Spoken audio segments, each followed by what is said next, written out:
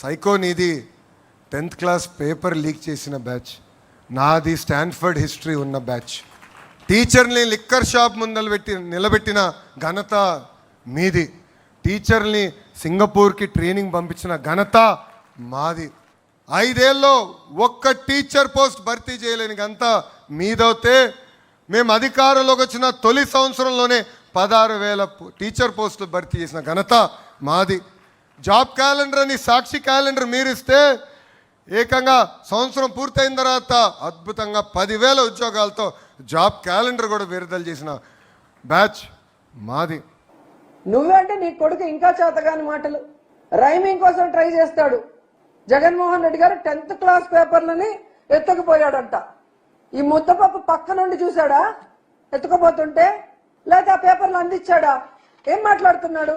Already ఇలా మాట్లాడిన దానికి గతంలో జగన్మోహన్ రెడ్డి గారు మీకు దిమ్మ తిరిగిపోయేలాగా ఎక్కడ చదివాడు, ఎంత మెరిట్ తో పాస్ అయ్యాడు అనేది స్పష్టంగా చెప్పారు.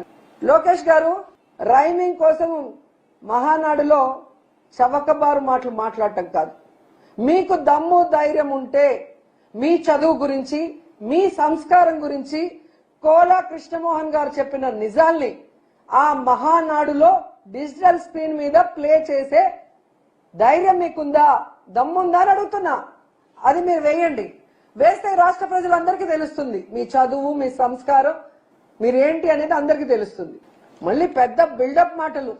నేను రాజశేఖర రెడ్డి గారిని చూశాను, నేను జగన్మోహన్ రెడ్డి గారిని చూశాను, నేను ఎవరికీ భయపడినాను.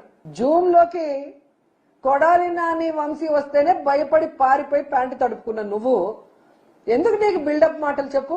ఢిల్లీలో జగన్మోహన్ రెడ్డి గారి దెబ్బకి మీ పెద్దమ్మ పురంధేశ్వరి గారితో 1 నెల తిరిగావు, అందరి కాళ్ళు పట్టుకొని, అమిత్ షా కాళ్ళతో సహా. నీకెందుకు చెప్పు బిల్డప్ మాటలు? నాకు అర్థం కావట్లేదు. ఈరోజు మాటలు తగ్గించుకోవాలి. విద్యాశాఖ మంత్రిగా 100% ఫెయిల్యూర్. మీరు 100% ఫెయిల్యూర్. మళ్ళీ ఏంటో బోత్ ఆర్ నాట్ సేమ్ అని మీ మామ మాటలు చెప్తావు. నిజమే, జగన్ గారు మీరు బోత్ ఆర్ నాట్ సేమ్.